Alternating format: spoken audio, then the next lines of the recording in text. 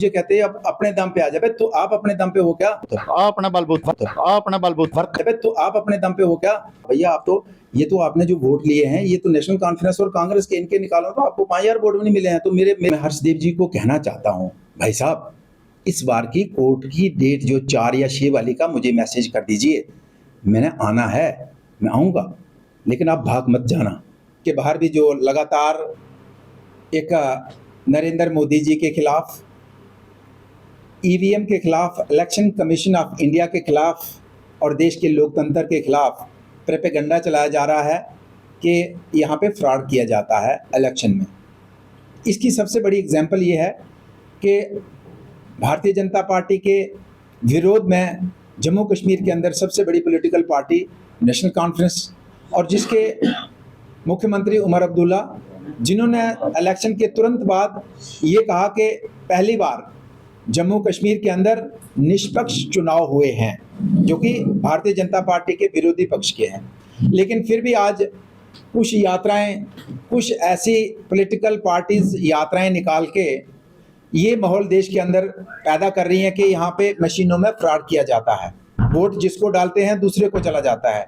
और उसी की कड़ी में कल मेरे जो विरोधी पक्ष में जो कैंडिडेट थे, उन्होंने कल यहाँ पे रीवेरिफिकेशन का जो डेट था उसमें 3 मशीनों के लिए, 3 ईवीएम के लिए उन्होंने अप्लाई किया था और उसमें 3 ईवीएम थी। एक थी 3 नंबर पोलिंग स्टेशन की, एक थी 6 नंबर पोलिंग स्टेशन की, एक थी 12 नंबर पोलिंग स्टेशन की। तो मैं इन तीनों पोलिंग स्टेशन के मतलब मैं आपको जानकारी देना चाहता हूं कि यहाँ पे मैं स्टार्ट करता हूं, जैसे वो पहला पेज दिखाते हैं, ये उन्होंने जो 12 नंबर पोलिंग स्टेशन है, 12 नंबर पोलिंग स्टेशन पे उन्हीं के लोग थे, हम साइड पे बैठे थे, उन्हीं के लोग चेक कर रहे थे। उनको चेक करना था कि वोट हम जहाँ डालते हैं वहीं जाता है कि नहीं जाता है। तो लगभग उनके अनुसार ये 852 वोट जो हैं ये डाले गए उन्हीं के लोगों ने। और उसमें जिसको डाला उसी को गया, नोटा को डाला उसी को दिया, जिसको वोट डाला उसी को गया। कोई वोट में जितना डाले उतने ही काउंटिंग में टोटल आए, उतनी ही पर्चियां निकली, और जिसको डाले थे उन्होंने ही अपने कैंडिडेट बनाए होंगे ABC, जिसको भी, तो उसी को किए। और उसके बाद जो दूसरे प्रतिद्वंदी कैंडिडेट थे उन्होंने, ये उनके सिग्नेचर आप देख सकते हैं, ये उनके सिग्नेचर हैं सेटिस्फेक्शन के, और मेरा भी था कि जो विनर कैंडिडेट है, और दूसरे कैंडिडेट के भी सिग्नेचर है कि हम सेटिस्फाई हैं, जो हमने इस वीवीपैट के माध्यम से जो वोट किए वो वीवीपैट के माध्यम से जितने डाले, जिसको डाले उतने ही आए और हम सेटिस्फाई हैं। ये आ गया 12 नंबर का स्टेशन, जिसके लिए वो कहते हैं कि गड़बड़ी हुई है। उसके बाद आता है आपका दूसरा स्टेशन, आता है आपका मादा बी का, जिसके लिए उन्होंने अप्लाई किया था 6 नंबर में। तो उसमें भी सेम, जितना वो वोट डालते हैं उन्हीं के लोग डालते हैं, जितने वोट ये 686 के करीब यहाँ लिखे हैं डाले, जिसको डाले उसी को गए। ए का बी को नहीं गया, बी का ए को नहीं गया, जितनी वीवीपैट बाहर आई काउंटिंग हुई उतनी थी, सेटिस्फाई हुए, सिग्नेचर हुए।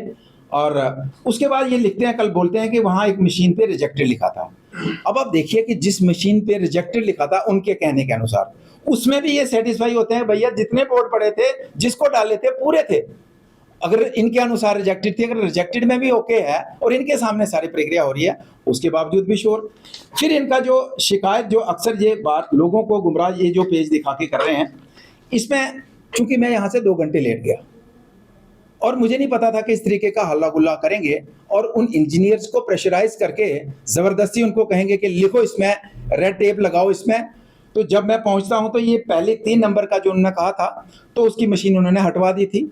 फिर उसके नेक्स्ट कोई बुलाई, उसको नाम फंक्शनल करके फिर मैं पहुंचा तो ये चंपेड़ी वाली 2 नंबर की इसकी काउंटिंग स्टार्ट की, और उसमें भी ये पूरे तरीके से सेटिस्फाई होते हैं और उसमें जितने वोट पड़ते हैं और उतने करते हैं और उसमें अपना सिग्नेचर करते हैं कि तीनों जगह। और उसमें सेटिस्फाई हूँ मैं, जो वोट पड़े जिसको हमने डाले थे उसी को पड़े, एक भी वोट का कोई अंतर नहीं है। जो अक्सर ये पूरे देश भर में माहौल बनाया जाता है कि हम वोट ए को डालते हैं, वोट बी को चला जाता है, वोट बी को डालते हैं, वोट सी को चला जाता है। तो ये इन्होंने एग्री किया, सिग्नेचर करके इन्होंने बताया कि मैं एग्री हूं, जिसको हमने वोट डाला, जितने डाले उतने ही वीवीपैट में काउंट हुए और जिसको डाले उतने ही वोट जो है उसी को वोट किया है। फिर अब ये शोर डालते हैं कि 3 मशीन जो हैं इसमें क्लॉक एरर है। वो ऑलरेडी जो गाइडलाइन है इलेक्शन कमीशन ऑफ इंडिया की, अगर किसी मशीन में क्लॉक एरर आता है, वो एक माइनर है, 1 साल से बंद बड़ी मशीन है, आता है तो आप अपनी चॉइस से दूसरी मशीन मंगवा सकते हो। उन्होंने मंगाई और उसकी हुई काउंटिंग और उसमें सेटिस्फाई हुए। लेकिन मैं भी अपने वकीलों से बात कर रहा हूँ कि मेरे आने से पहले कौन सा प्रेशर इंजीनियर्स के ऊपर बनाया, और उन मशीनों में जो भी ईवीएम के अंदर जो भी वोट है वो इंटैक्ट हैं।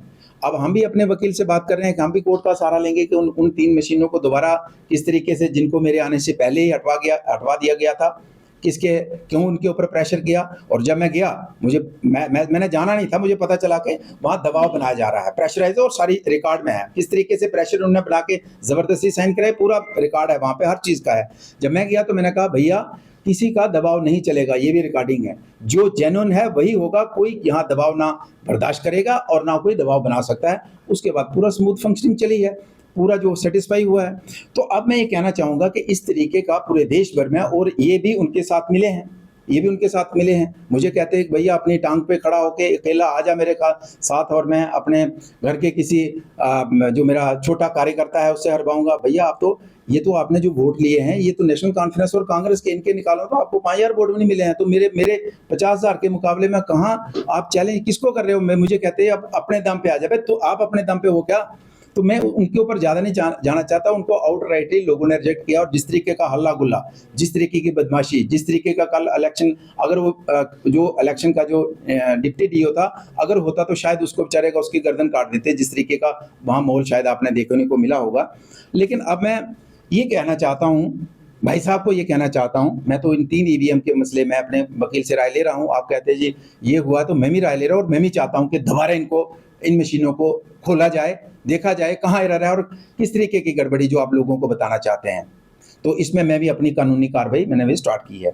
लेकिन उसके साथ मैं ये भी कहना चाहता हूँ कि कल जो इन्होंने स्लोगन लगाया कि वोट चोर, इसमें वोट चोरी का कोई लेना देना नहीं था। इसमें उनको चेक करना था कि वोट जहाँ डाले वहाँ पड़े कि नहीं पड़े, रिकाउंटिंग थी नहीं, और पड़े, और फिर सेटिस्फाई होकर सर्टिफिकेट दिया।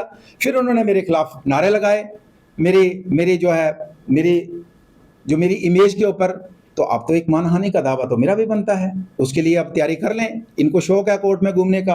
दूसरा, इन्होंने पिछले दिनों एक हुई रिकॉर्डिंग है कि उधमपुर में बीजेपी का एक एमएलए जिसके पास हवाला का है, पैसा हवाला का काम करता है, उसके लिए भी इनको कोर्ट में तैयार होना पड़ेगा कि कौन सा बीजेपी, उसका नामजद करना पड़ेगा, उसका भी नोटिस जल्दी सर्व होगा इनको। फिर इनको ये भी बताना पड़ेगा कि हर अपनी तकरीर में बिट्टू दर्जी कहते हैं, कौन है बिट्टू दर्जी, ये भी इनको बताना पड़ेगा, ये भी कोर्ट के माध्यम से जानकारी इनको देना पड़ेगी कि कौन बिट्टू दर्जी है। उसके बाद मैं इनको ये कहना चाहूँगा कि बहुत सी और भी चीज़ें हैं। अब अगर आप चाहते ही हैं कि कोर्ट का है तो बहुत सी चीज़ें हैं, ये अभी शुरुआत है। लेकिन लास्ट में मैं जाना नहीं कहना चाहता, ये कहते मैं बहुत इंटेलिजेंट आदमी हूँ, बहुत लायक वकील हूँ। मेरा 29 तारीख को मेरे ऊपर जो केस चल रहा है रिसेंटली, उसकी डेट है, उसमें शायद ये खुद नहीं जाते हैं। फिर 4 तारीख की तारीख है जो कोर्ट में है मेरे खिलाफ, फिर 6 तारीख की है। तो मैं हर्षदेव जी को यहाँ से कहना चाहता हूँ, 4 और 6 वाली तारीख में जो केस है उसमें आप खुद हाजिर होते हैं, उसमें आप पिछली बार हर बार हाजिर होते हैं और लोगों को बताते हैं कि मैं इसको हथकड़ी डलवा के कोर्ट में लाऊंगा। तो मैं हर्षदेव जी को कहना चाहता हूँ, भाई साहब इस बार की कोर्ट की डेट जो 4 या 6 वाली का मुझे मैसेज कर दीजिए, मैंने आना है, मैं आऊँगा, लेकिन आप भाग मत जाना।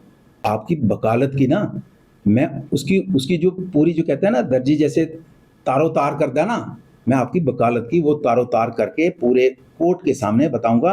पर मेरी रिक्वेस्ट आपसे है, ये मत कहिएगा कि आज मैं ठीक नहीं हूँ। उस दिन आप 4 तारीख वाली डेट में या 6 में मुझे मैसेज कर दीजिए कि भाई मैं पहुँच रहा हूँ, फिर मैं बताऊँगा कि आपकी वकालत क्या है और आपके केसेस जो हैं मेरे खिलाफ क्या हैं, उसका पर्दाफाश मैं वहीं पे कोर्ट के अंदर करूँगा, जज साहब के सामने करूँगा। ये मैं आपको यहाँ से चैलेंज दे रहा हूँ और आपको ज़रूर आना है। ये मत कहिएगा कि मैं नहीं पहुँच पाया, मेरा वकील आएगा, मैं खुद आ रहा हूँ। आप कहते मैं हथकड़ी, मैं एसएसपी को हथकड़ी डलवा के लाऊंगा, मैं लाऊंगा, तो मैं बिना हथकड़ी के आ रहा हूँ, अपनी मर्जी से आ रहा हूँ और आपकी वकालत का पर्दाफाश मैं वहाँ करूँगा जज साहब के सामने। काइंडली उस दिन आप ज़रूर आइए, 4 तारीख वाली में या 6 वाली में, ये मैं आपसे रिक्वेस्ट भी करता हूँ और आपको चैलेंज भी देता हूँ।